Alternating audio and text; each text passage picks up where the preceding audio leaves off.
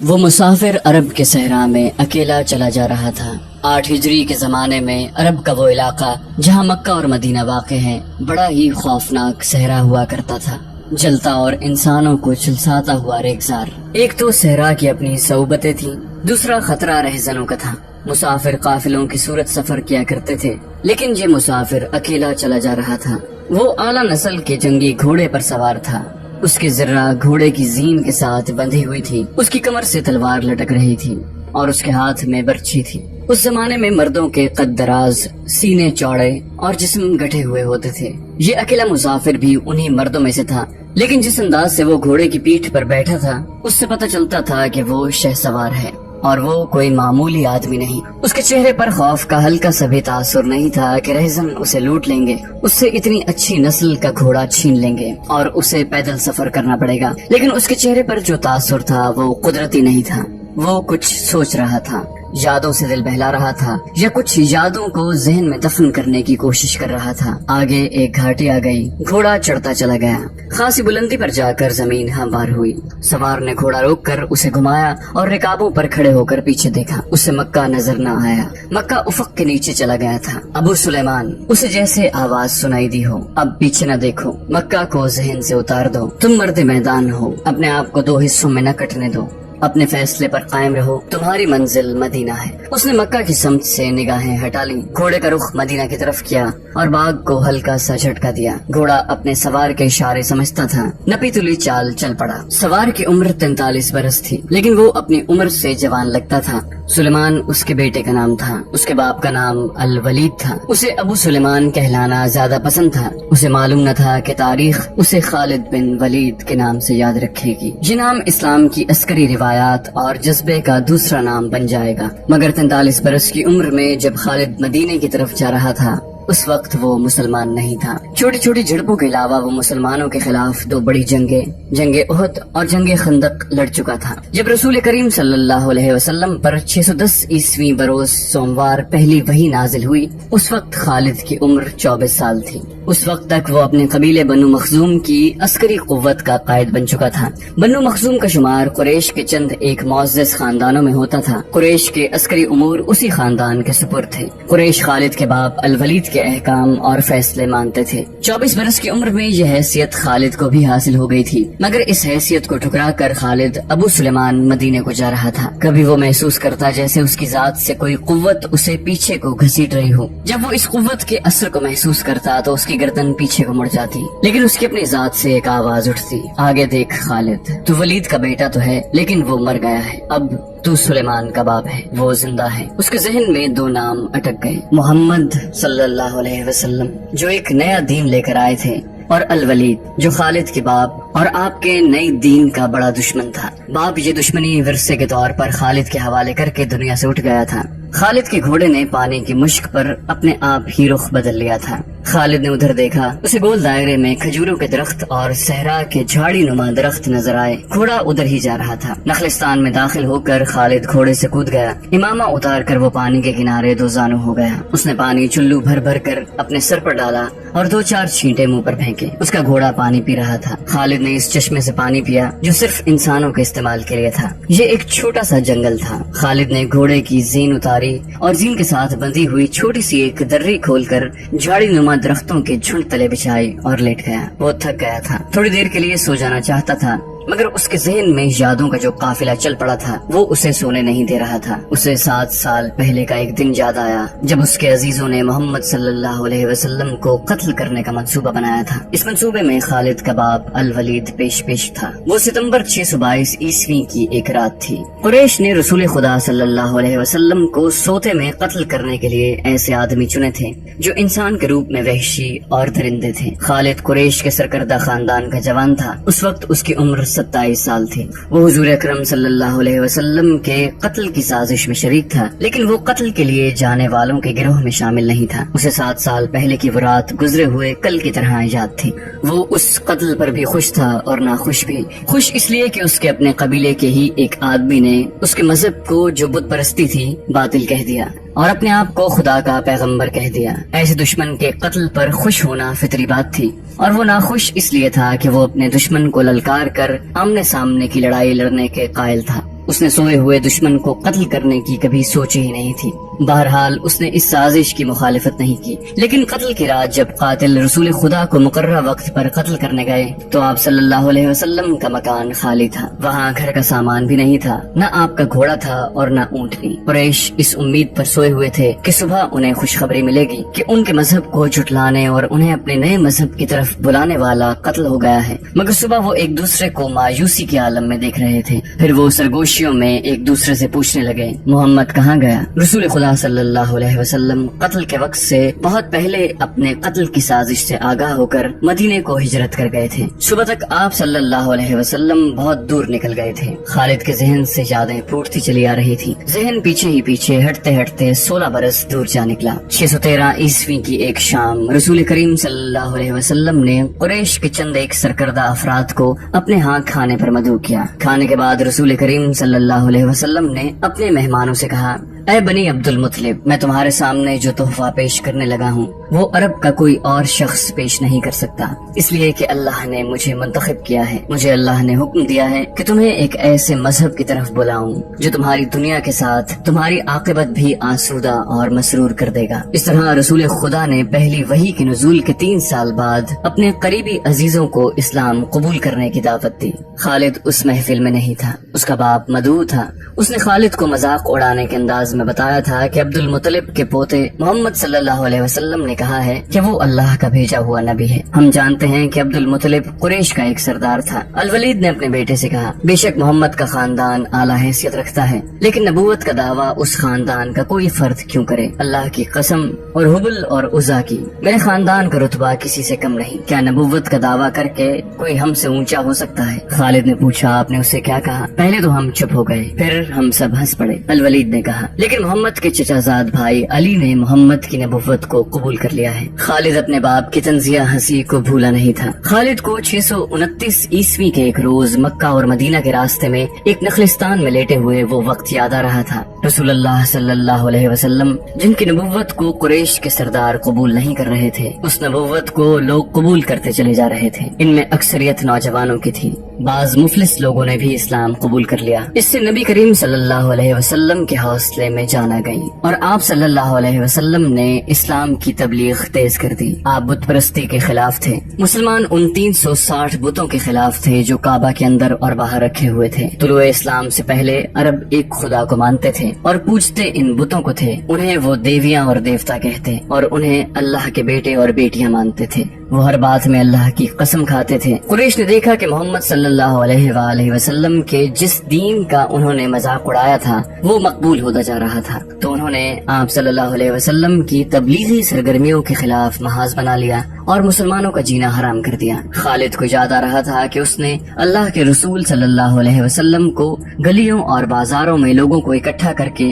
انہیں اسلام قبول کرنے کی دعوت دیتے اور بتاتے دیکھا تھا کہ بت انہیں نہ فائدہ دے سکتے ہیں نہ نقصان۔ عبادت کے لائق صرف اللہ ہے جو وحدہ لا شریک ہے۔ رسول خدا صلی اللہ علیہ وسلم کی مخالفت کے قائد قریش کے 4 سردار تھے۔ ایک تو خالد کا باپ الولید تھا، دوسرا نبی کریم صلی اللہ علیہ وسلم کا اپنا چچا ابو لہب تھا، تیسرا ابو سفیان اور چوتھا ابو الحکم تھا جو خالد کا چچا زاد بھائی تھا۔ مسلمانوں پر سب سے زیادہ ظلم اور تشدد اسی شخص نے کیا تھا۔ وہ جہالت کی حد تک کینہ پرور اور مسلم کش تھا، اس لیے مسلم اسے ابو جہل کہتے تھے۔ یہ نام اتنا عام ہوا کہ لوگ جیسے اس کا اصل نام بھول ہی گئے ہوں۔ تاریخ نے بھی اس پستہ قد، بھینگے اور لوہے کی طرح مضبوط آدمی کو ابو جہل کے نام سے ہی یاد رکھا ہے۔ خالد کو یہ یادیں پریشان کرنے لگیں، شاید شرمسار بھی۔ قریش کے لوگوں نے رسول خدا صلی اللہ علیہ وسلم کے گھر میں کئی بار غلاظت پھینکی تھی۔ جہاں کوئی مسلمان اسلام کی تبلیغ کر رہا ہوتا وہاں قریش کے آدمی جا پہنچتے اور ہلڑ مچاتے۔ بد اخلاق اور دھتکارے ہوئے آدمیوں کو رسول خدا صلی اللہ علیہ وسلم کو پریشان کرتے رہنے کے کام پر لگا دیا گیا تھا۔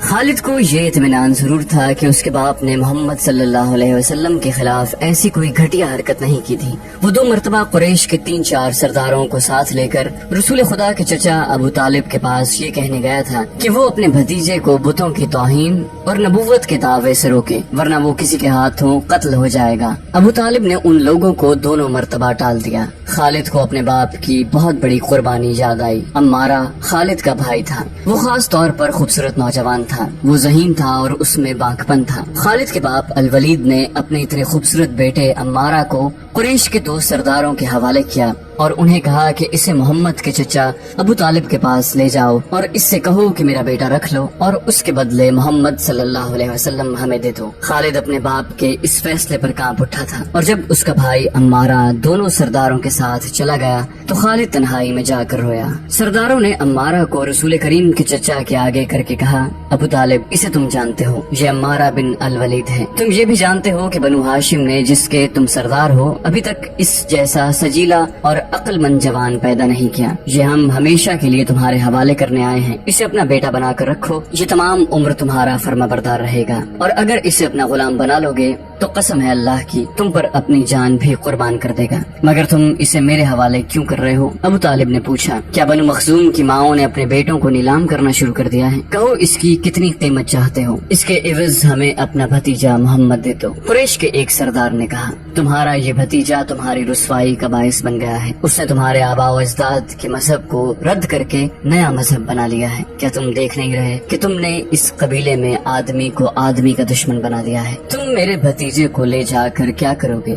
قتل۔ قریش کے دوسرے سردار نے جواب دیا، ہم محمد کو قتل کریں گے، یہ بے انصافی نہیں ہوگی۔ تم دیکھ رہے ہو کہ ہم تمہارے بھتیجے کے بدلے تمہیں اپنا بیٹا دے رہے ہیں، یہ بہت بڑی بے انصافی ہوگی۔ ابو طالب نے کہا، تم میرے بھتیجے کو قتل کرو گے اور میں تمہارے بیٹے کو پالوں گا اور اس پر خرچ کروں گا اور اسے بہت اچھی زندگی دوں گا۔ تم میرے پاس کیسا انصاف لے کر آئے ہو؟ میں تمہیں عزت سے رخصت کرتا ہوں۔ خالد نے جب اپنے بھائی کو اپنے سرداروں کے ساتھ واپس آتے دیکھا اور سرداروں سے سنا کہ ابو طالب نے یہ سودا قبول نہیں کیا تو خالد کو دلی مسرت ہوئی تھی۔ محمد صلی اللہ علیہ وسلم کا تم نے کیا بگاڑ لیا تھا ابو سلیمان؟ خالد کی ذات سے ایک سوال اٹھا۔ اس نے خیالوں میں سر ہلایا اور دل میں کہا، کچھ نہیں، بے شک محمد صلی اللہ علیہ وسلم کا جسم طاقتور ہے، لیکن رکانہ بن عبد یزید جیسے پہلوان کو اٹھا کر پٹکنے کے لیے صرف جسمانی طاقت کافی نہیں۔ رکانہ بن عبد یزید رسول کریم صلی اللہ علیہ وسلم کا چچا تھا جس نے اسلام قبول نہیں کیا تھا۔ یہ عرب کا مانا ہوا پہلوان تھا۔ نامی گرامی پہلوان آئے جنہیں اس نے ایک ہی داؤں میں پٹک کر اٹھنے کے قابل نہیں چھوڑا۔ وہ وحشی انسان تھا، صرف لڑنا مارنا جانتا تھا۔ خالد کو وہ وقت یاد آنے لگا جب مسلمانوں کو دق کرنے والے 3-4 آدمیوں نے ایک دن رکانہ پہلوان کو خوب کھلایا پلایا اور اسے کہا تھا کہ تمہارا بھتیجا محمد صلی اللہ علیہ وسلم کسی کے ہاتھ نہیں آتا، نہ اپنی تبلیغ سے باز آتا ہے، نہ کسی سے ڈرتا ہے، اور لوگ اس کی باتوں کے جادو میں آتے چلے جا رہے ہیں، کیا تم اسے سیدھا نہیں کر سکتے؟ رکانہ نے اپنے چہرے پر مست بھینسے کا تاثر پیدا کر کے تکبر کے لہجے میں کہا تھا، کیا تم میرے ہاتھوں اس کی ہڈیاں توڑوانا چاہتے ہو؟ لاؤ اسے میرے مقابلے پر، لیکن وہ میرا نام سن کر مکہ سے بھاگ جائے گا۔ نہیں، میں اس کے ساتھ لڑنا اپنی توہین سمجھتا ہوں۔ اس نے اکسانے والے آدمیوں کی بات نہ مانی، وہ کسی پہلوان کو اپنے برابر سمجھتا ہی نہیں تھا۔ مسلمانوں کے دشمن خاموش ہو گئے تھے، لیکن سوچتے رہے کہ رسول خدا صلی اللہ علیہ وسلم کو رکانہ کے ہاتھوں گرا کر آپ صلی اللہ علیہ وسلم کا تماشا بنایا جائے۔ مکہ کے یہودی خاص طور پر رسول اکرم کے دشمن تھے، لیکن وہ کھل کر میدان میں نہیں آتے تھے۔ وہ خوش تھے کہ اہل قریش آپس میں بٹ کر ایک دوسرے کے دشمن ہو گئے ہیں۔ انہیں پتہ چل گیا کہ قریش کے کچھ آدمیوں نے رکانہ پہلوان کو اکسایا ہے کہ وہ رسول خدا کو کشتی کے لیے للکارے، لیکن وہ نہیں مان رہا تھا۔ ایک روز رکانہ رات کے وقت ایک گلی سے گزر رہا تھا کہ اس کے قریب سے ایک بڑی حسین اور جوان لڑکی گزری۔ چاندنی رات میں لڑکی نے رکانہ کو پہچان لیا اور مسکرائی۔ رکانہ وحشی تھا، وہ رک گیا اور لڑکی کا راستہ روک لیا۔ کیا تم جانتی ہو کہ عورت مرد کی طرف دیکھ کر مسکراتی ہے تو اس کا مطلب کیا ہوتا ہے؟ رکانہ پہلوان نے پوچھا، کون ہو تم؟ اس کا مطلب یہ ہوتا ہے کہ عورت اس مرد کو چاہتی ہے۔ اس جوان لڑکی نے جواب دیا، میں سبت بنت ارمن ہوں۔ اوہ، ارمن یہودی کی بیٹی، رکانہ نے کہا، اور لڑکی کے کندھوں پر ہاتھ رکھ کر اسے اپنے قریب کر کے بولا، کیا میرا جسم تجھے اتنا اچھا لگتا ہے اور کیا میری طاقت؟ سبت نے پیچھے ہٹتے ہوئے کہا، تمہاری طاقت نے مجھے مایوس کر دیا ہے، تم اپنے بھتیجے سے ڈر گئے ہو۔ رکانہ نے گرج کر پوچھا، کون کہتا ہے؟ سب نے جواب دیا، سب کہتے ہیں۔ پہلے محمد کو گراؤ، میں اپنا جسم تمہیں انعام میں دوں گی۔ خدا کے بیٹوں اور بیٹیوں کی قسم تیری بات پوری کر کے تیرے سامنے لاؤں گا۔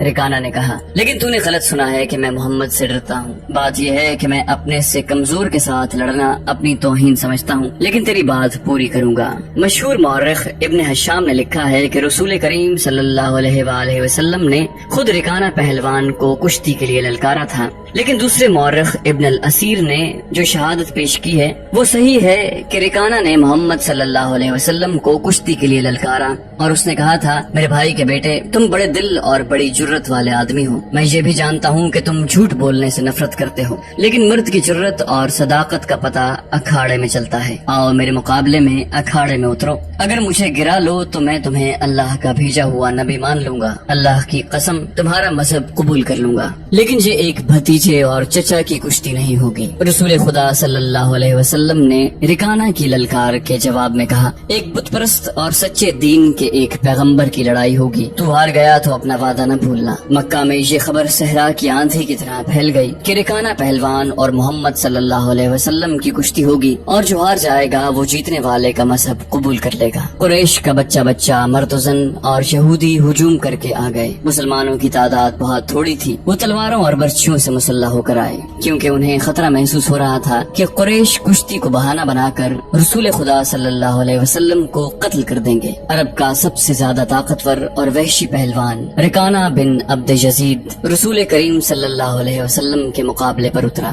اس نے رسول خدا پر تنزیہ نظر ڈالی اور آپ صلی اللہ علیہ وسلم پر پھپتی کسی۔ آپ صلی اللہ علیہ وسلم مکمل خاموشی اور اطمینان سے رکانہ کی آنکھوں میں آنکھیں ڈال کر دیکھتے رہے کہ وہ بے خبری میں کچھ داؤ نہ کھیل جائے۔ رکانہ آپ کے ارد گرد یوں گھوما جیسے شیر اپنے شکار کے ارد گرد گھوم گیا ہو اور اب اسے کھا جائے گا۔ ہجوم رسول اکرم صلی اللہ علیہ وسلم کا مذاق اڑا رہا تھا۔ مسلمان خاموش تھے، وہ دل ہی دل میں اللہ کو یاد کر رہے تھے۔ انہوں نے اپنی تلوار کے دستوں پر ہاتھ رکھے ہوئے تھے، پھر نہ جانے کیا ہوا۔